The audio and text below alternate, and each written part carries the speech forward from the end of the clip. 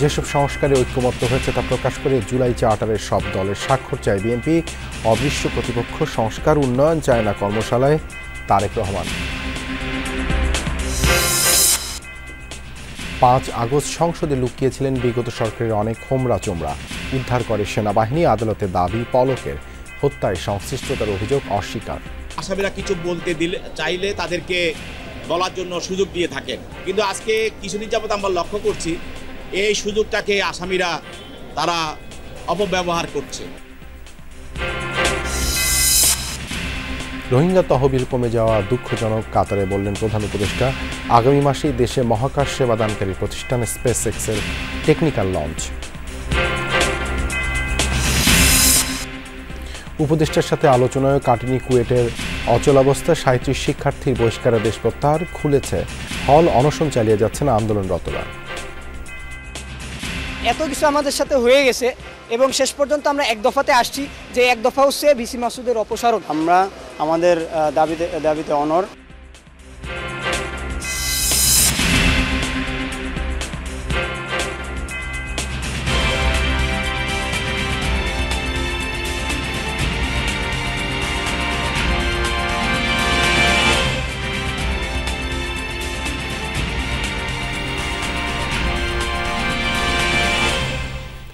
আমন্ত্রণ যমুনা নিউজে আপনাদের সঙ্গে আছি দেবাশিস রঞ্জন সরকার। এতক্ষণ শিরোনাম দেখছিলেন। জুলুম করে প্রতিশোধ নিতে চায় না বিএনপি। বর্তমানে দলটির একমাত্র লক্ষ্য দেশ ও জনগণের স্বার্থে 31 দফার বাস্তবায়ন। রাষ্ট্রকাঠামো মেরামতের রংপুরে আয়োজিত প্রশিক্ষণ কর্মশালায় ভার্চুয়ালি যোগ দিয়ে এমনটাই বলেছেন দলটির ভারপ্রাপ্ত চেয়ারম্যান তারেক রহমান। বলেন, ধীরে ধীরে দৃশ্যমান হচ্ছে অদৃশ্য প্রতিপক্ষ, যারা দেশের সংস্কার উন্নয়ন চায় না। রাষ্ট্রকাঠামো মেরামতের বিএনপির 31 দফা বাস্তবায়নের লক্ষ্যে রংপুর, নীলফামারী ও সৈয়দপুরে আয়োজন করা হয় প্রশিক্ষণ কর্মশালা। এতে প্রধান অতিথি হিসেবে ভার্চুয়ালি যোগ দেন দলটির ভারপ্রাপ্ত চেয়ারম্যান তারেক রহমান। কর্মশালা শুরুতে তৃণমূল নেতাকর্মীদের কথা শোনেন তারেক রহমান। বলেন, যখনই বিএনপি দেশ পরিচালনার সুযোগ পেয়েছে তখনই জনগণের সমস্যা সমাধানে কাজ করেছে। তার দল কখনোই প্রতিশোধ নিতে চায় না। দেশ ও জনগণের স্বার্থে 31 দফা বাস্তবায়নই মূল লক্ষ্য। বিএনপি এর প্রতিষ্ঠাতা শহীদ রাষ্ট্রপতি জিয়াউর রহমান, দেশনেত্রী বেগম খালেদা জিয়া, এই মানুষগুলো যখন দেশ পরিচালনার সুযোগ পেয়েছেন, দায়িত্ব পেয়েছেন, তখন জোর দিয়েছেন, গুরুত্ব দিয়েছেন দেশ পরিচালনায় কিভাবে মানুষের শিক্ষার সমস্যার সমাধান করা যায়, স্বাস্থ্যের সমস্যার সমাধান করা যায়, যাতায়াতের সমস্যার সমাধান করা যায়, নিরাপত্তার সমস্যার সমাধান করা যায়। তারেক রহমান জানান, বিএনপিকে নিয়ে সামাজিক মাধ্যমে অপপ্রচার চলছে। ধীরে ধীরে দৃশ্যমান হচ্ছে অদৃশ্য প্রতিপক্ষ, যারা দেশের সংস্কার উন্নয়ন চায় না। ষড়যন্ত্রকারীদের মোকাবেলা করতে ঐক্যবদ্ধ থাকার আহ্বান জানান তিনি। বিভিন্ন রকম প্রোপাগান্ডা হচ্ছে আমাদের বিরুদ্ধে, মিথ্যে প্রোপাগান্ডা হচ্ছে সোশ্যাল মিডিয়া। আমাদের সেই অদৃশ্য প্রতিপক্ষ আস্তে আস্তে দৃশ্যমান হচ্ছে, সাথে আরো বিভিন্ন প্রতিপক্ষ কিন্তু তাদের সাথে যোগ করছে। কাজেই দেশের জন্য, দেশের স্বার্থে আমরা যা করতে চাই, এটি যত বেশি সংখ্যক আমরা মানুষের কাছে নিয়ে যেতে পারবো, মানুষের সমর্থন অর্জন করতে পারবো, আমরা আমাদের সেই দৃশ্য বলেন, অদৃশ্য বলেন বা দৃশ্যমান প্রতিপক্ষকে আমরা তত শক্ত, তত জোরালো ভাবে আমরা তাদেরকে মোকাবেলা করতে পারবো। দিনব্যাপী কর্মশালায় অংশ নেন বিএনপির কয়েকজন কেন্দ্রীয় নেতা। রাহিম সারোয়ার, যমুনা নিউজ। বিএনপি সংস্কার চায় না বলে অভিযোগ তুলে কোনো মহল জল ঘোলা করতে চায় বলে অভিযোগ করেছেন দলটির স্থায়ী কমিটির সদস্য আমির খসরু মাহমুদ চৌধুরী। বুধবার রাজধানীর গুলশানে এনডিএম এর সাথে লিয়াজু কমিটির বৈঠক শেষে তিনি কথা বলেন। যেসব সংস্কারের সমঝোতা হয়েছে ঐক্যমত্য কমিশনের, তা জাতিকে জানানো উচিত বলেও মন্তব্য করেন আমির খসরু। এই প্রক্রিয়া শেষ করে দ্রুত জুলাই চার্টার তৈরি করে সেটিতে রাজনৈতিক দলগুলো স্বাক্ষর করার তাগিদ দেন তিনি। বলেন, এরপর নির্বাচনের দিনক্ষণ ঘোষণা করলে ডিসেম্বরের আগেই ভোট হতে পারে। বিকেল 4টায় এনডিএম এর সাথে লিয়াজু কমিটির বৈঠক শুরু হয়। এরপর গণফোরামের সাথেও বৈঠক হয়। কিছু কিছু মহল ঘুরে বলে বেড়াচ্ছে, একটা প্রপাগান্ডা শুরু করেছে, ওনারা সংস্কার চায় না, ইনারা সংস্কার চায় না। এটা তো জল ঘোলা করা ছাড়া আর কোনো উপায়, আর কোনো উদ্দেশ্য আছে বলে আমি মনে করি। পিওরলি জল ঘোলা করছে। এখানে জল ঘোলা করার কোনো সুযোগ নাই। সবাই প্রস্তাব দিয়ে ফেলেছে। আপনাদের দায়িত্ব কোথায় ঐক্যমত হয়েছে সেটা জাতির সামনে তুলে ধরে। সংস্কার ও নির্বাচন উভয়ই চায়, বিএনপি অপ্রয়োজনে যে সংস্কার বিপদ ডেকে আনবে তেমন সংস্কার চায় না। এমন মন্তব্য করেছেন বিএনপির স্থায়ী কমিটির সদস্য মির্জা আব্বাস। বুধবার দুপুরে জাতীয় প্রেস ক্লাবে বর্তমান প্রেক্ষাপটে গণতন্ত্র সংস্কার ও বাস্তবতা শীর্ষক আলোচনা সভায় এ মন্তব্য করেন তিনি। মির্জা আব্বাস বলেন, নির্বাচন নিয়ে ধোঁয়াশা সৃষ্টি হচ্ছে, যা কাম্য নয়। কয়েকটি দলের কারণে খুব তাড়াতাড়ি নির্বাচন না হবার শঙ্কা দেখা দিয়েছে। তিনি আরও বলেন, মতভেদ থাকলেও জাতীয় স্বার্থে বিএনপি, জামায়াত ও এনসিপি সহ সবাইকে ঐক্যবদ্ধ থাকতে হবে। ফ্যাসিবাদ বিরোধী ঐক্যে বিভক্তি দেখা দিলে আবারও ভারতীয় আধিপত্যবাদের কবলে পড়বে বাংলাদেশ। সচিবালয়ের ভেতর ও বাইরের কিছু মানুষ প্রধান উপদেষ্টাকে সঠিক পথে চলতে দেবে না, এমন অভিযোগ করেন বিএনপির এই নেতা। ভিন্ন ধর্মাবলম্বীদের জামায়াতের ব্যানারে নির্বাচনের জন্য প্রস্তুতি নেওয়ার আহ্বান জানিয়েছেন জামায়াত ইসলামের আমির ডাক্তার শফিকুর রহমান। যারা নানা জুলুমের শিকার হয়ে দেশ ছেড়ে গেছে তাদেরও দেশে ফিরে আসার আহ্বান তার। 5 আগস্ট পরবর্তী ফুলের বাগান আর কোনো হুতুম প্যাঁচা যেন নষ্ট করতে না পারে সে বিষয়ে সকলকে সজাগ থাকার আহ্বান জানান জামায়াত আমির। ধর্ম ও পেশার ভিত্তিতে কাউকে সংখ্যালঘু বলার সমালোচনাও করেন তিনি। রাজধানীর ডিপ্লোমা ইঞ্জিনিয়ার্স ইনস্টিটিউশনে ভিন্ন ধর্মাবলম্বীদের নিয়ে জামাত আয়োজিত প্রীতি সমাবেশ। এতে অংশ নেন হিন্দু, বৌদ্ধ, খ্রিস্টান সহ অন্যান্য সম্প্রদায়ের মানুষ। অনুষ্ঠানে বিভিন্ন ধর্মাবলম্বীদের প্রতিনিধিরা বলেন, 5 আগস্ট পরবর্তী সময়ে তাদের পাশে থেকেছে জামাতে ইসলামী। নতুন বাংলাদেশে ধর্ম, বর্ণ নির্বিশেষে সব মানুষ সম অধিকার ও সম মর্যাদা নিয়ে বাস করবে বলে প্রত্যাশা করেন তারা। জামাত ইসলামী বাংলাদেশের নেতাকর্মীরা আমাদের সম্প্রদায়ের লোকদের রক্ষা করার জন্য, আমাদের ধর্মীয় প্রতিষ্ঠান রক্ষা করার জন্য আত্মনিয়োগ করেছিলেন। আমাদের অনেক ছোট্ট একটি সংখ্যা, কিন্তু আমরা আপনাদের কাছ থেকে এই সাহায্য চাই যেন আপনারা আমাদের পাশে সবসময় দাঁড়ান। জামাতে ইসলামের আমরা দেখতে চাচ্ছি যে জনগণের খেদমতকারী একটি দল। এটাকে আমি বলতে চাই অভিন্ন হৃদয় গড়ার সমাবেশ, সর্বোপরি মানবিক বাংলাদেশ বিনির্মাণের সমাবেশ। অনুষ্ঠানে প্রধান অতিথির বক্তব্যে জামাত আমির ডাক্তার শফিকুর রহমান বলেন, সব ধর্মের মানুষের সহাবস্থান বাংলাদেশে। এই সাজানো বাগান ধ্বংস করতে দেয়া হবে না। অতীতে যারা নানা কারণে দেশ ছেড়ে গেছে তাদের দেশে ফেরানো হবে বলেও মন্তব্য করেন জামাত আমির। নির্যাতিত হয়ে দেশকে নিজের জন্য আপদ মনে করে দেশ ছাড়বে, এটা আমরা দেখতে চাই না। অতীতে যারা এরকম আপদ মনে করে জালিমদের হাতে নির্যাতিত হয়ে দেশ ছেড়েছে, আমরা তাদেরকে আমাদের দেশে ফিরিয়ে আনতে চাই। ভিন্ন ধর্মাবলম্বীদের জামাতের ব্যানারে নির্বাচনের প্রস্তুতি নেওয়ারও আহ্বান জানানো হয় প্রীতি সমাবেশ থেকে। আসুন আগামীতে যদি পছন্দ করেন তাহলে জামাতে ইসলামের ব্যানারেই আপনারা নির্বাচনের জন্য তৈরি হন। আপনারা আসলে মোস্ট ওয়েলকাম, না আসলে অন্তত ভালোবাসার জায়গাটা চাই। আধুনিক বৈষম্যহীন, দখলমুক্ত ও দখলবাজমুক্ত কল্যাণ রাষ্ট্র গড়তে সবাইকে একসাথে কাজ করার আহ্বান জানান জামাত আমির। আমরা ধর্ম এবং পেশার ভিত্তিতে সমাজের এই ডিভিশনকে আমরা ঘৃণা করি।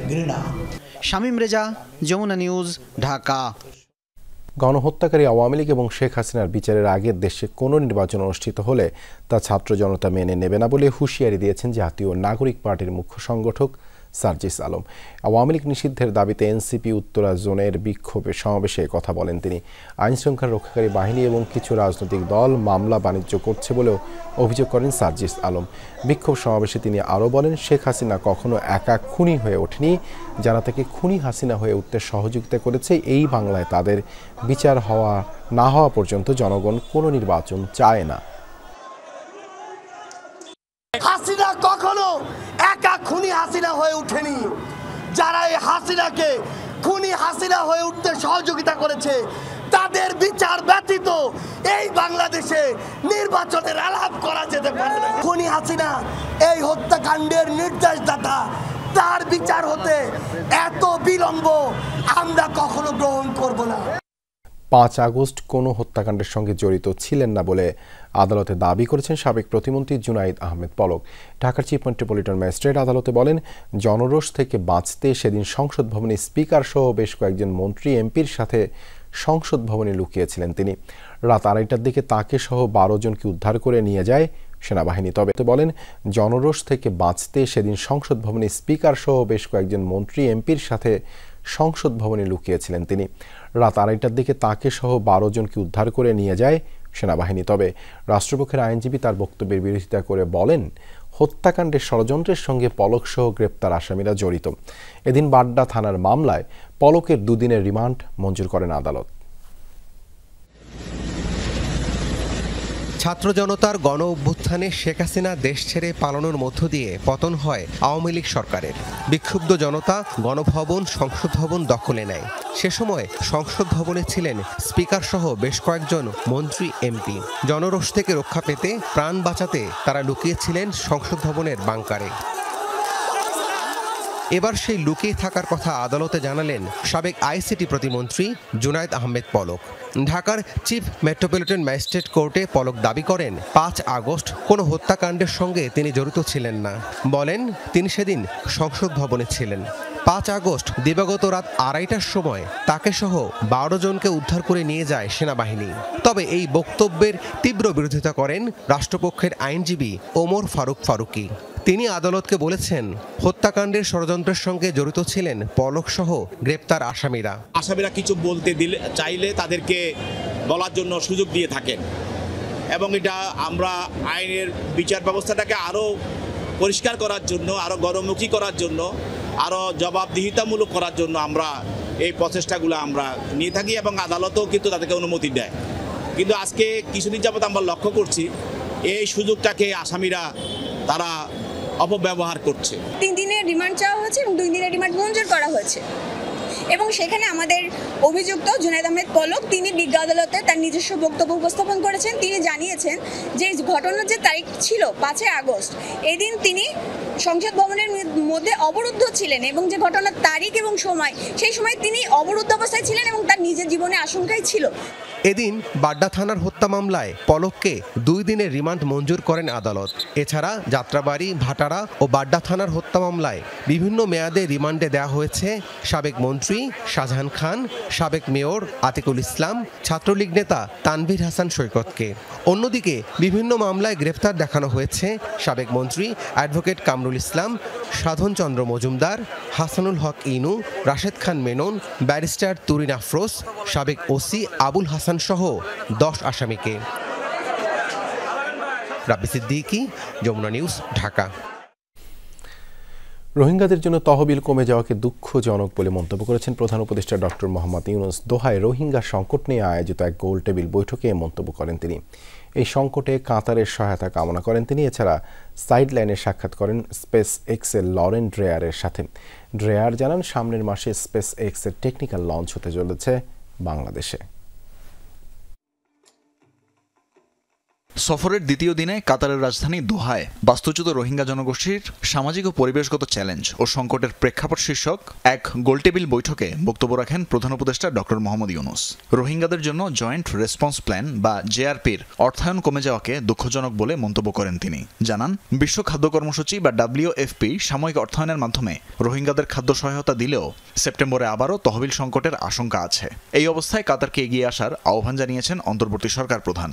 পরে প্রেস সচিব শফিকুল আলম এ বিষয়ে বিস্তারিত জানান। রোহিঙ্গা ক্রাইসিসটা এখন কোন পর্যায়ে আছে, আমাদের কি কি করণীয়, এবং এই পুরোটা এই আটনা সামিটের one of the major join করার একটা one of the major reason ছিল যে এই ক্রাইসিসটাকে তুলে ধরা। সেপ্টেম্বরে জাতিসংঘের পৃষ্ঠপোষকতায় নিউ ইয়র্কে রোহিঙ্গা সংকট নিয়ে একটি উচ্চ পর্যায়ের সম্মেলনের আয়োজন করবে বাংলাদেশ।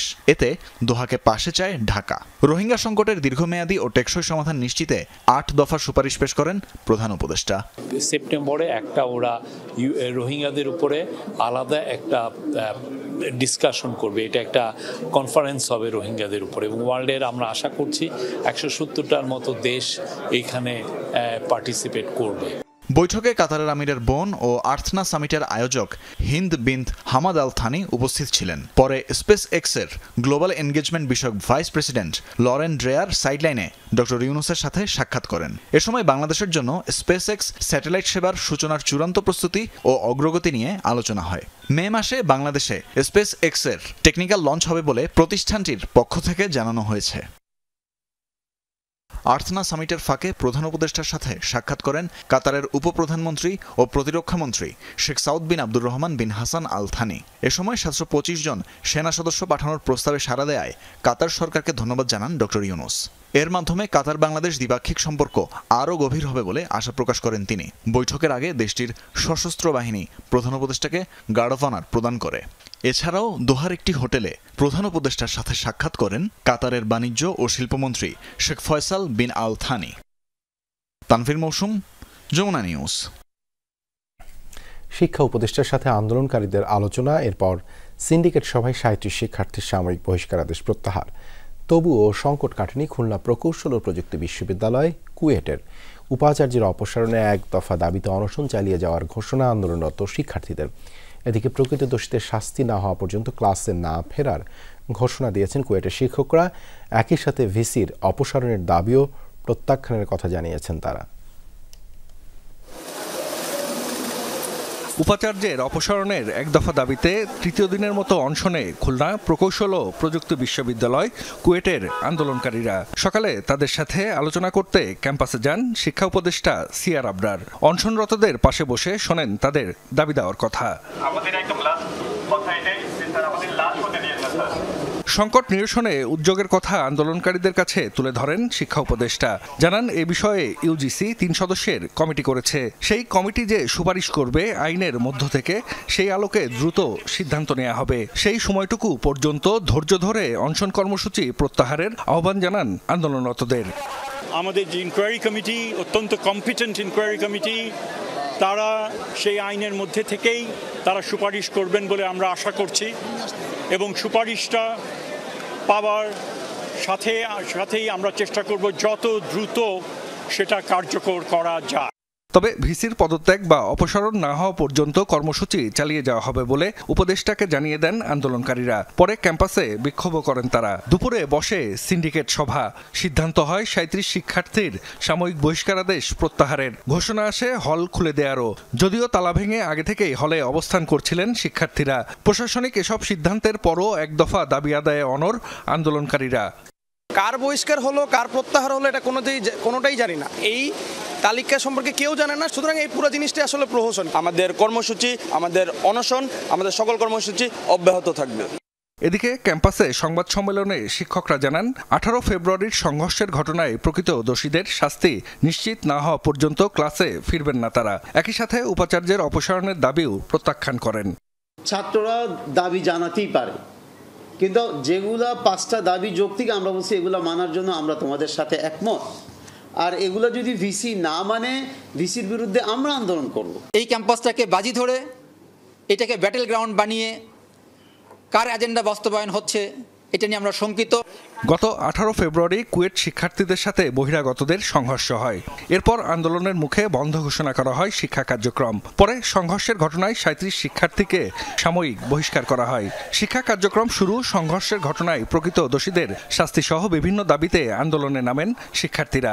পরে যা রূপ নেয় ভিসি অপসারণের এক দফা দাবিতে।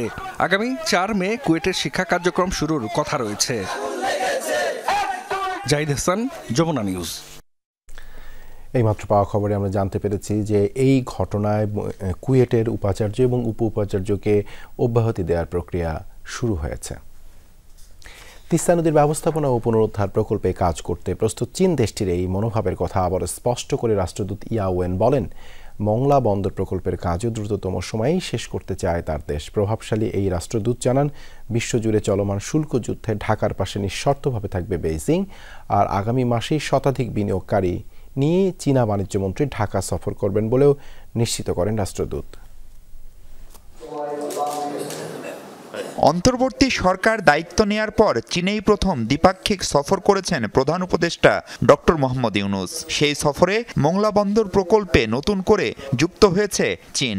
কৌশলগতভাবে গুরুত্বপূর্ণ এই বন্দরের কাজ নিয়ে কালক্ষেপণ করতে চায় না চীন। China will accelerate the construction of the Mongla Port project.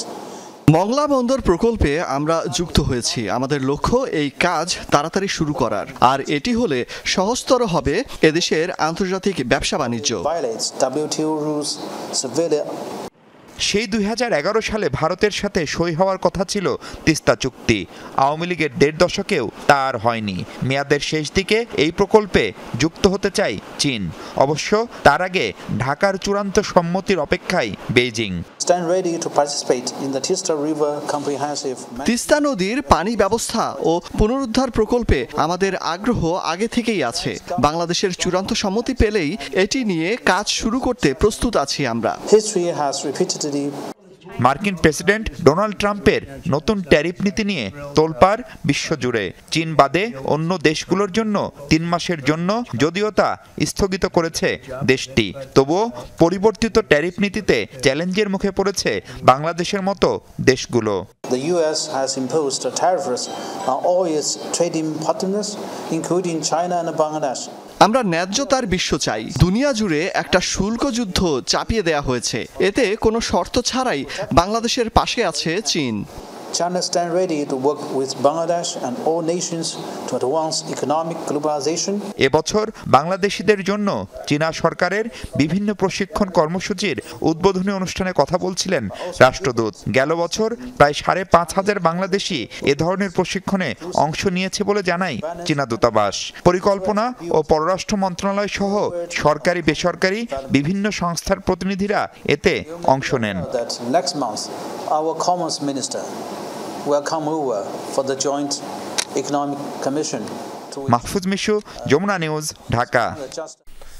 কাতারের দোহায় অনুষ্ঠিত হলো অধ্যাপক মোহাম্মদ ইউনূসের সঙ্গে সংলাপ, পরিবর্তনশীল বিশ্বে তারুণ্যের নেতৃত্বের শক্তি শিরোনামে একটি ফায়ারসাইড চ্যাট। অনুষ্ঠানে প্রধান অতিথি হিসেবে উপস্থিত ছিলেন নোবেল বিজয়ী অর্থনীতিবিদ অধ্যাপক ডক্টর মোহাম্মদ ইউনূস। তার আলোচনায় উঠে আসে তরুণ নেতৃত্বের ভূমিকা, সমাজ পরিবর্তনে তাদের অংশগ্রহণ এবং ভবিষ্যৎ গঠনে তাদের সম্ভাবনার কথা।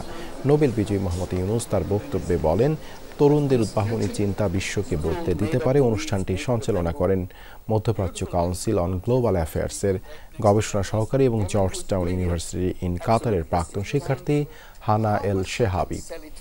দোহার মসরিব ডাউনটাউনের সামিট ভিলেজে বসে এই ব্যতিক্রমী আয়োজন। বিএনপি মহাসচিব মির্জা ফখরুল ইসলাম আলমগীরের সঙ্গে মত বিনিময় করেছে রংপুর মেডিকেল কলেজ হাসপাতালের সাবেক ও বর্তমান ছাত্রদলের 20 সদস্যের প্রতিনিধি দল। বুধবার দুপুরে গুলশানে বিএনপি চেয়ারপারসনের কার্যালয়ে এই চিকিৎসক প্রতিনিধিদের সঙ্গে মত বিনিময় করেন মির্জা ফখরুল। এর সময় বিএনপি মহাসচিব গণতান্ত্রিক অধিকার পুনরুদ্ধারে সকলকে ঐক্যবদ্ধ থাকার আহ্বান জানান। দেশে মেডিকেল কলেজ ও হাসপাতালের ড্যাপকে শক্তিশালী করার উপর জোর দেন তিনি। বলেন, জনকল্যাণকর কর্মকাণ্ডে সক্রিয় ভূমিকা রাখতে হবে। এ সময় বিএনপি চেয়ারপারসন খালেদা জিয়ার দ্রুত সুস্থতা ও ভারপ্রাপ্ত চেয়ারম্যান তারেক রহমানের দীর্ঘায়ু কামনা করেন নেতৃবৃন্দ। রাজুক এখন থেকে আর কোনো প্লট বরাদ্দ দেবে না। মধ্য ও নিম্নবিত্তদের জন্য ফ্ল্যাট নির্মাণ করা হবে বলে জানিয়েছেন গণপূর্ত উপদেষ্টা আদিলুর রহমান। উন্নয়নের নামে কৃষি জমি ও বনায়ন ধ্বংস করা যাবে না বলে জানান তিনি। সাধারণ মানুষের রাজুক সম্পর্কে ধারণা পরিবর্তন করার তাগিদ দিয়েছেন পরিবেশ উপদেষ্টা। রাজুক ভবনে এক আলোচনা সভায় এসব কথা বলেন বক্তারা। রাজধানী উন্নয়ন ও তদারক প্রতিষ্ঠান রাজুক, কিন্তু প্রতিষ্ঠানটির বিরুদ্ধে অনিয়ম দুর্নীতির অভিযোগ দীর্ঘদিনের। রাজুকের কাজে স্বচ্ছতা আনার লক্ষ্যে বিকেলে সংস্থাটির অডিটোরিয়ামে কর্মকর্তাদের সাথে মতবিনিময় করা হয়। রাজুক চেয়ারম্যান বলেন, সাধারণ মানুষের ধারণা পরিবর্তন করতে কাজ চলছে। রাজুক এখন থেকে আর কোনো প্লট বরাদ্দ দিবে না। এত বেশি ইমেজ সংকটে আমরা ভুগতেছি, দিস ইজ দ্য পারসেপশন যে মানে রাজুক হলো একটা দুর্নীতির আখড়া। আমরা এখন কোনো আর প্লট বরাদ্দ ঢাকা শহরে হবে না। কি হবে, এই জমিগুলো উদ্ধার করে আমরা এই যে নিম্নবিত্ত নিম্ন মধ্যবিত্ত এদের জন্য আমরা ফ্ল্যাট প্রজেক্টে যাব। আলোচনায় অংশ নিয়ে পরিবেশ ও বন উপদেষ্টা সৈয়দা রিজওয়ানা হাসান বলেন, রাজনৈতিক চাপ থেকে রাজুককে মুক্ত করা হবে। রাজুককেও আর হাউজিং প্ল্যান করতে দেয়া যাবে না। আর জায়গা নাই, আর করেন না, ঢাকাকে আর বাড়িয়েন না। তো একটা মেকানিজম আমরা এরকম করতে পারি কি না যে রাজুক কেবল মেট্রো ঢাকাতে তার সবগুলো কাজ করবে, আর বাকি যেগুলোতে পৌরসভা হয়ে গেছে বা সিটি কর্পোরেশন হয়ে গেছে সেগুলোতে রাজুক সুপারভাইজ করার দায়িত্বটা রাখবে। রাজুকের রাজনৈতিক প্রেশার থেকে রাজুককে মুক্ত রাখাটা খুবই জরুরি। নতুবা এই প্লট বাণিজ্য থেকে আপনারাও মুক্তি পাবেন না, দেশের মানুষও মুক্তি পাবে না। এ সময় গৃহায়ন ও গণপূর্ত মন্ত্রণালয়ের উপদেষ্টা জানান, উন্নয়নের নামে কৃষি জমি ও বনায়ন ধ্বংস করা যাবে না। আমরা চেষ্টা করেছি ঢাকার সাথে কানেক্টিভিটিটা বাড়ায় দিতে, যেন চারপাশের অন্য জেলাগুলোর শহরগুলো যেন ঢাকার সঙ্গে খুব দ্রুত যোগাযোগের মাধ্যমে আসে। কৃষি জমি সুরক্ষা আইনের চেষ্টা করছি আমরা, এটা খুব তাড়াতাড়ি বাস্তবায়িত হবে। কৃষকের জায়গাগুলো দখল করা না হয় উন্নয়নের নামে, বনাঞ্চলগুলি ধ্বংস করে ফেলা না হয় উন্নয়নের নামে। বক্তারা আরো বলেন, রাজুককে নতুন বাংলাদেশের চোখে দেখতে হলে টিআই অ্যাক্ট পরিবর্তন হওয়া দরকার। শুধু আমলা দিয়ে এই সংস্থার বোর্ড গঠন না করে বিশেষজ্ঞদেরও রাখা উচিত। যেখানে আপনার বিশেষজ্ঞরা থাকবে না, সব শুধু আমলারাই থাকবে, তাহলে আপনি কেমন করে দেশ বদলাবেন বলেন। রাজীব আহমেদ, যমুনা নিউজ, ঢাকা। কুয়েট শিক্ষার্থীদের ভিসি পদত্যাগের এক দফা দাবির সাথে সংহতি জানিয়ে বরিশালে ব্লকেট কর্মসূচি পালন করেছে বৈষম্য বিরোধী ছাত্র আন্দোলন।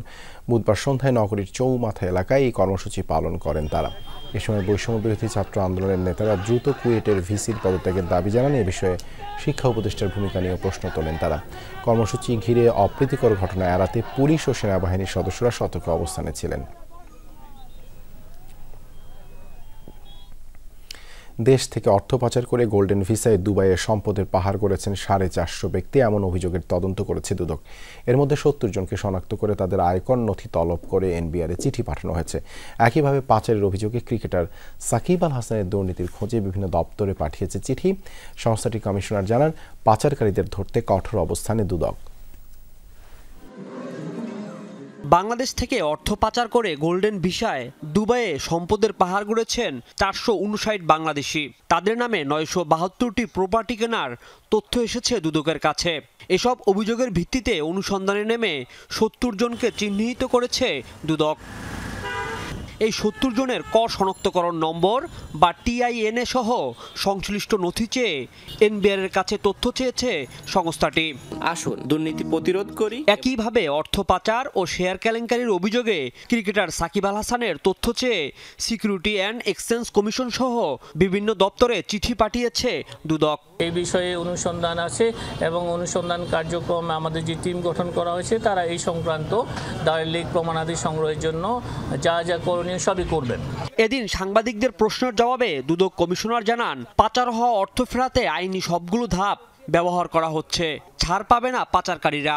পাচারকারী শয়তানের মতো, শয়তান ওই আপনার শিরায় উপশিরায় যায়, শয়তান দেখা যায় না। শয়তানের কর্মকাণ্ডগুলো মানুষ দুর্ভোগে ভোগ করে। পাচারকারীর জন্য আমরা দুর্ভোগ ভোগ করছি, কিন্তু পাচারকারীকে যদি কোনো না কোনোভাবে আমরা ধরতে পারি, ইনশাল্লাহ আমরা কোনো ছাড় দেব না। সাবেক বিমান প্রতিমন্ত্রী মাহবুব আলী ও তার স্ত্রীর বিরুদ্ধে প্রায় 9 কোটি টাকার অবৈধ সম্পদ অর্জনের অভিযোগে পৃথক 2টি মামলা করেছে দুদক। 5,48,00,000 টাকারও বেশি মূল্যের সম্পদের মালিকানা অর্জন ও দখলে রাখার অপরাধ অনুসন্ধানকালে প্রমাণিত হয়েছে। রাজীব আহমেদ, যমুনা নিউজ, ঢাকা। 6 মাস আগে পাবনা থেকে অপহরণ করা হয় 6 বছর বয়সী শিশু সোয়াইব হোসেনকে। পরিকল্পিতভাবে নির্যাতন করে অসুস্থ বানিয়ে তাকে বাধ্য করা হয় ভিক্ষাবৃত্তিতে। অবশেষে শিশুটিকে উদ্ধার করেছে পুলিশ। আটক করা হয়েছে অভিযুক্ত রফিকুল ইসলাম বিপ্লবকে। কপালে ব্যান্ডেজ, নাকে খাদ্য সরবরাহকারী নল নিয়ে হাসপাতালের বিছানায় শুয়ে আছে শিশু সোয়েব। কোনো দুর্ঘটনায় আহত নয়, বরং নির্মম অত্যাচারের শিকার সে। সিগারেটের আগুনে ঝলসানো চামড়া আর কামড়ের দাগ যেন সেই নির্মমতার সাক্ষী।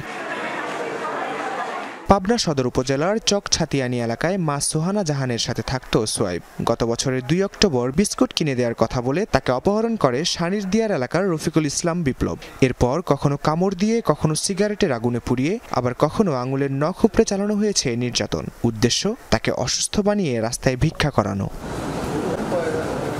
অপহরণের পর শিশুটির মা থানায় একটি সাধারণ ডায়েরি করেন। অবশেষে 18 এপ্রিল খুলনার রূপসা ফেরিঘাট এলাকা থেকে শিশুটিকে উদ্ধার করে পুলিশ। আটক করে অভিযুক্ত বিপ্লবকেও। আমার জন্য কান্নাকাটি করছে, তখনই মারধর করছে, লাঠি চালান করছে। তারপর হচ্ছে পেট থেকে, গলা থেকে পেট পর্যন্ত, এমনকি ঘাড় থেকে কোমর পর্যন্ত কামড়ের দাগ, পা পর্যন্ত, পায়ের গিরা পর্যন্ত সিগারেটের সেকা আর হচ্ছে কয়েলের সেকা দিয়েছে। হতদরিদ্র মায়ের জন্য সন্তানের চিকিৎসা চালানো বেশ কষ্টের হয়ে দাঁড়িয়েছে। অবশ্য হাসপাতাল থেকেই আপাতত দেওয়া হচ্ছে প্রয়োজনীয় চিকিৎসা ও ওষুধপত্র।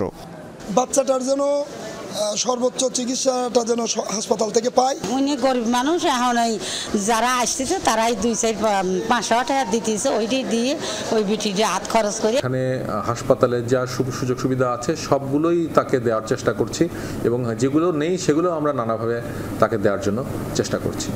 অপহরণকারীর বিরুদ্ধে মামলা করেছে সোয়েবের মা। যথাযথ শাস্তির দাবি জানিয়েছে স্থানীয়রাও। এই কাজকে তারা করে এই সমস্ত বাচ্চাদেরকে নিয়ে বিকলাঙ্গ করে এদেরকে দিয়ে ভিক্ষাবৃত্তি করায়। এই অমানবিক নির্যাতন তার উপর করে তাকে ভিক্ষাবৃত্তি করতে বাধ্য করেছে। আমার জানা মতো তারা এখনো গ্রেপ্তার রয়েছে। যদি তারা গ্রেপ্তার থাকে, আমি প্রশাসনের কাছে জোর দাবি জানাচ্ছি, তার দৃষ্টান্তমূলক শাস্তির দাবি জানাচ্ছি। আমরা পুরো টিম যায় ওই বাচ্চাটাকে উদ্ধার করি। তার ফলশ্রুতিতে জানতে পারি এই বাচ্চাকে দিয়েছে ভিক্ষাবৃত্তি করাইতেছিল। তারই প্রেক্ষিতে আমরা তারপর থানায় নিয়ে এসে তার বিরুদ্ধে নিয়মিত মামলা নিয়ে জেলা হাজতে প্রেরণ করা হয়েছে। শহরের গেটপাড়ায় বিএনপির জেলা কার্যালয়ে এই সমাবেশ অনুষ্ঠিত হয়। সমাবেশে উপস্থিত ছিলেন জেলা বিএনপির সাবেক সভাপতি সিরাজুল ইসলাম সিরাজ। ঘরে বসে না থেকে নেতাকর্মীদেরকে সাধারণ জনগণের পাশে দাঁড়ানোর অনুরোধ জানানো সহ নানা দিক নির্দেশনা দেন তিনি। সমাবেশে উপস্থিত ছিলেন জেলা যুবদলের সাবেক সাধারণ সম্পাদক আজিজুর রহমান সহ বিভিন্ন পর্যায়ের নেতাকর্মীরা। লালমনিরহাটে তিস্তা সড়ক সেতুর টোল প্লাজায় সশস্ত্র ডাকাত দলের হামলায় 3 কর্মচারী গুরুতর আহত হয়েছেন। বুধবার রাত 8:30টায় তিস্তা সড়ক সেতুর লালমনিরহাট অংশে অবস্থিত টোল প্লাজায় এই ঘটনা ঘটে। 20 থেকে 25 জন অস্ত্রধারী মোটরসাইকেলে আরোহী এ সময় হামলা চালায়। তারা টোল প্লাজা ভাঙচুর করে এবং কর্মচারীদের কুপিয়ে জখম করে। স্থানীয়রা গুরুতর আহত প্লাজার কর্মচারী সুরুজ, মুসলিম ও জুয়েলকে উদ্ধার করে কাউনিয়া স্বাস্থ্য কমপ্লেক্সে ভর্তি করেন। ইজারাদারদের অভিযোগ, মাত্র 20 গজ সামনে টহল পুলিশ থাকলেও হামলাকারীদের বাধা দেয়নি তারা। এছাড়াও ডাকাত দল প্রায় 14 লাখ টাকা লুটে নিয়ে যায় বলে দাবি করেন তারা। এ ঘটনায় মামলার প্রস্তুতি নেওয়া হচ্ছে বলে জানায় পুলিশ। আমাদের টাকা পয়সা ছিল, ক্যাশ ছিল, এখানে আমাদের বসকে মেরে টাকা টুকা লুটতারাজ হয়েছে। আমাদের গতকালকের 5,80,000 টাকা এবং আজকের সর্বমোট প্রায় 14 লক্ষ টাকা তারা লুট করে নিয়ে যায়। এখানকার কর্মচারীর সাথে তার কথা কাটাকাটি হয়। এই কথা কাটাকাটি জেরকে সে কেন্দ্র করে তিস্তা থেকে কিছু সংখ্যক লোকজন নিয়ে এসে পরবর্তীতে এখানে 4 জন কর্মচারীকে পিটাইয়া মারাত্মকভাবে আহত করে। বুধবার ঢাকা সেনানিবাসের আর্মি মাল্টিপারপাস কমপ্লেক্সে বাংলাদেশ অলিম্পিক অ্যাসোসিয়েশনের সভাপতি ও সেনাবাহিনীর প্রধান জেনারেল ওয়াকারুজ্জামানের সভাপতিত্বে কার্যনির্বাহী কমিটির সভা অনুষ্ঠিত হয়। উক্ত সভায় বিও এর কার্যনির্বাহী কমিটির সদস্যবৃন্দ উপস্থিত ছিলেন। সভার মূল কার্যক্রম শুরুর পূর্বে 7 ডিসেম্বর 2024 থেকে 22 এপ্রিল 2025 তারিখ পর্যন্ত পরলোকগত ক্রীড়া সংগঠক, ক্রীড়াবিদ এবং ক্রীড়া পরিবারের সদস্যদের আত্মার শান্তি কামনা করে 1 মিনিট নীরবতা পালন করা হয়। এরপর সভাপতি বিও এর সার্বিক কার্যক্রমে সহযোগিতার জন্য সকল ফেডারেশন, যুব ও ক্রীড়া মন্ত্রণালয় ও বাংলাদেশ সেনাবাহিনী সহ সংশ্লিষ্ট সকলের প্রতি কৃতজ্ঞতা প্রকাশ করেন। তিনি খেলাধুলার উন্নয়নে ও আন্তর্জাতিক ক্রীড়াঙ্গনে বাংলাদেশের সুনাম বৃদ্ধির জন্য ময়মনসিংহের 3 সালে প্রস্তাবিত অলিম্পিক কমপ্লেক্স প্রকল্পটি সফলভাবে বাস্তবায়নে দৃঢ় আশাবাদ ব্যক্ত করেন। এ সভায় 3য় এশিয়ান ইয়ুথ গেমস, 6ষ্ঠ ইসলামিক সলিডারিটি গেমস, 14তম সাউথ এশিয়ান গেমসে অংশগ্রহণ এবং 10ম বাংলাদেশ গেমস আয়োজনের বিষয়ে সিদ্ধান্ত গৃহীত হয়েছে। লন্ডনে বাংলাদেশের হাই কমিশনের first secretary Sonia Munni young diplomat of the year 2025 পুরস্কারে ভূষিত হয়েছেন। লন্ডনে কূটনৈতিক অঙ্গনে অবদানের স্বীকৃতিস্বরূপ ডিপ্লোম্যাট ম্যাগাজিন তাকে এই পুরস্কার প্রদান করে। গত মঙ্গলবার সন্ধ্যায় লন্ডনের হিলটন হোটেলে এই পুরস্কার প্রদান উপলক্ষে এক অনুষ্ঠানের আয়োজন করা হয়। এটি ছিল ডিপ্লোম্যাট অফ দ্য ইয়ার অ্যাওয়ার্ডসের 15তম আসর, যেখানে বিশ্বের 100টিরও বেশি দেশের রাষ্ট্রদূত, হাই কমিশনার এবং কূটনীতিকরা অংশগ্রহণ করেন। বিশ্বজুড়ে কূটনৈতিক বিষয়াবলীর উপর ভিত্তি করে লন্ডন থেকে প্রকাশিত ম্যাগাজিন ডিপ্লোম্যাট প্রতি বছর এই অনুষ্ঠানের আয়োজন করে। এর মাধ্যমে লন্ডনে নিযুক্ত কূটনীতিকদের গুরুত্বপূর্ণ অবদানের স্বীকৃতি দেয়া হয় সাময়িকীর তরফ থেকে। লন্ডনে অবস্থিত 180টিরও বেশি দেশের মিশনের প্রতিনিধিরা এই প্রক্রিয়ায় অংশগ্রহণ করেন। নাটোরে মাসব্যাপী শিল্প ও বাণিজ্য মেলার উদ্বোধন করা হয়েছে। মেলার উদ্বোধন করেন বিএনপি নির্বাহী কমিটির সদস্য রুহুল কুদ্দুস তালুকদার দুলু। বুধবার সন্ধ্যায় শহরের কানাইখালী এলাকার Natore chamber of commerce and ইন্ডাস্ট্রিজের আয়োজনে এই মেলা শুরু হয়। মেলায় 50টি ভিন্ন ভিন্ন দোকান অংশ নিয়েছে। শিশুদের বিনোদনের জন্য রয়েছে বিভিন্ন খেলার ব্যবস্থা। উদ্বোধন শেষে দুলু বলেন, নাটোর ছিল সন্ত্রাসীদের জনপদ। নাটোরের মানুষ বসবাস করতে পারে নাই। 15 বছর ধরে আওয়ামী লীগ নাটোরের মানুষকে জিম্মি করে রেখেছিল বলে মন্তব্য করেন তিনি।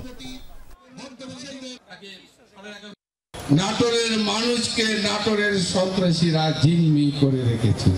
আওয়ামী লীগ বাংলাদেশের মানুষকে শান্তিতে ঘুমাতে দিতে পারে নাই, ব্যর্থ হয়ে গেছে। তার জন্যই আজকে তাদের এই পরিণতি। গোপালগঞ্জে অনুষ্ঠিত হলো ঘুড়ি উৎসব উড়াল। গোপালগঞ্জ বিজ্ঞান ও প্রযুক্তি বিশ্ববিদ্যালয়ের স্থাপত্য বিভাগ এই ঘুড়ি উৎসবের আয়োজন করে। বুধবার বিকেল থেকে সন্ধ্যা পর্যন্ত চলা উৎসবে বিভিন্ন বিভাগের শতাধিক শিক্ষার্থী অংশ নেন। এ সময় শিক্ষক শিক্ষার্থীদের আনন্দ উল্লাসে মুখরিত হয়ে ওঠে পুরো ক্যাম্পাস। কেউ ঘুড়ি উড়িয়ে দিতে ব্যস্ত, আবার কেউ সুতার টানে নিয়ন্ত্রণ করতে থাকে রং বেরঙের ঘুড়ি। চিলাকাটা, ফুলঝুরি, প্রজাপতি সহ নানা ধরনের ঘুড়ি নিয়ে ভরে ওঠে আকাশ। এ সময় ঘুড়ি কেনাবেচার আসরও জমে ওঠে।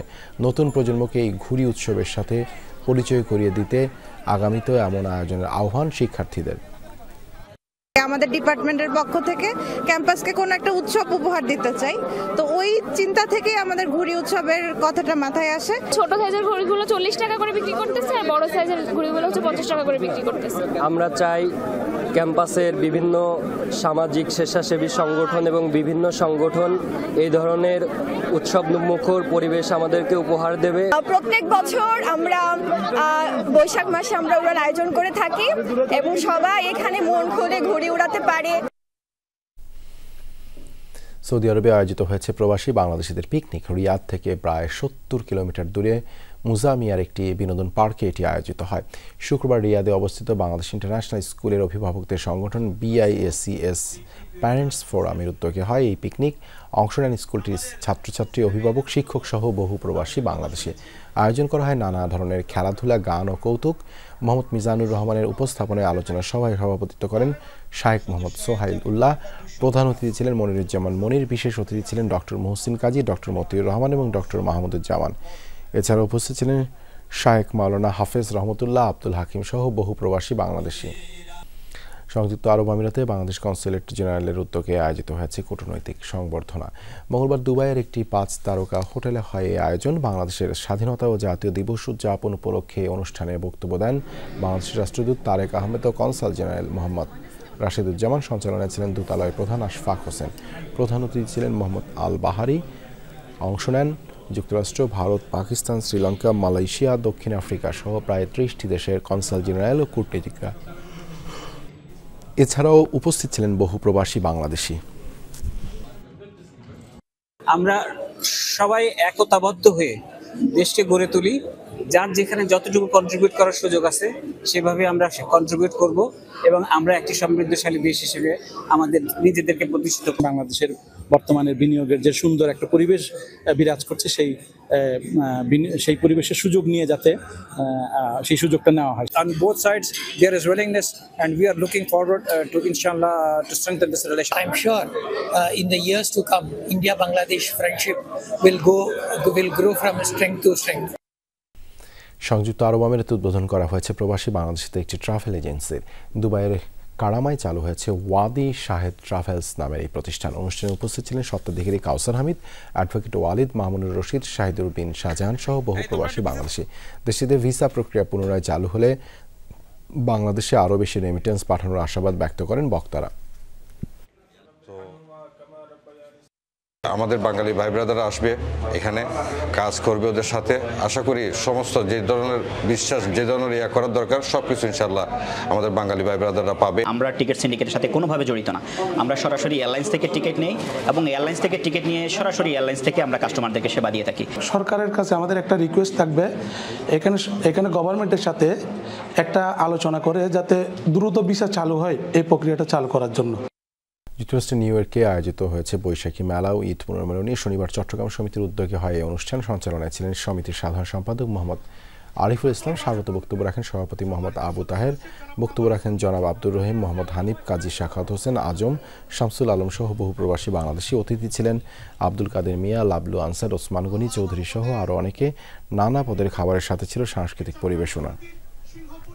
শিক্ষার্থীদের অনশনের মধ্যে অবশেষে রাতে খুলনা প্রকৌশল প্রযুক্তি বিশ্ববিদ্যালয় কুয়েটের উপাচার্য ও উপাচার্যকে দায়িত্ব থেকে অব্যাহতি প্রদানের প্রক্রিয়া শুরু হয়েছে।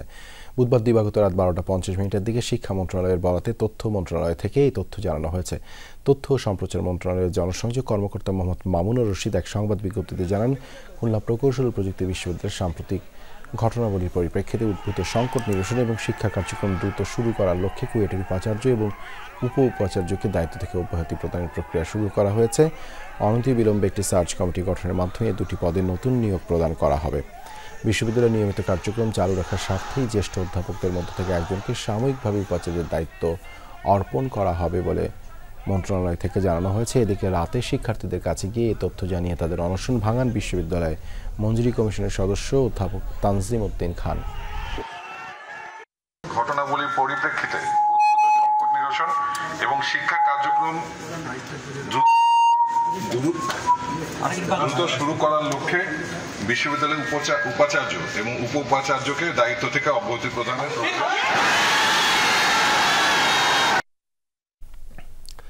দ্বিতীয় টেস্টের জন্য 15 সদস্যের দল ঘোষণা করেছে বিসিবি। 3 বছর পর টেস্ট দলে ডাক পেয়েছে এনামুল হক বিজয়। এছাড়া টেস্টে অভিষেক না হওয়া স্পিনার তানভীর ইসলাম ডাক পেয়েছেন পেসার নাহিদ রানার জায়গায়। চলতি ডিপিএলে দারুণ ছন্দে থাকা ওপেনার এনামুল বিজয়কে রাখা হয়েছে দলে, বাদ পড়েছেন জাকির হাসান। বাংলাদেশের প্রথম ব্যাটসম্যান হিসেবে সম্প্রতি স্বীকৃত ক্রিকেটে 50তম সেঞ্চুরি পেয়েছেন এনামুল হক বিজয়। এবার তার পুরস্কার স্বরূপ জাতীয় দলে ফিরলেন এই ব্যাটার।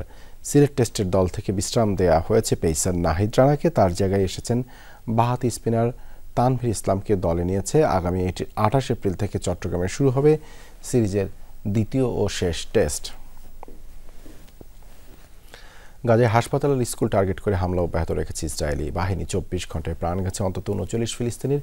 রাতভর হামলায় বিধ্বস্ত গাজা সিটির মো এল ডোরা শিশু হাসপাতাল। ব্যাপক ক্ষতি হয়েছে হাসপাতালটির নিবিড় পরিচর্যা ইউনিট ও সোলার প্যানেল সিস্টেম। গাজা সিটির তুফাহ এলাকাতেও ভয়ানক হামলা চালিয়েছে তেল আবিব। শরণার্থীদের আশ্রয়স্থল হিসেবে ব্যবহৃত জাফা স্কুলকে লক্ষ্য করে করা হয় এই হামলা। বোমার আঘাতে মৃত্যু হয় 10 জনের।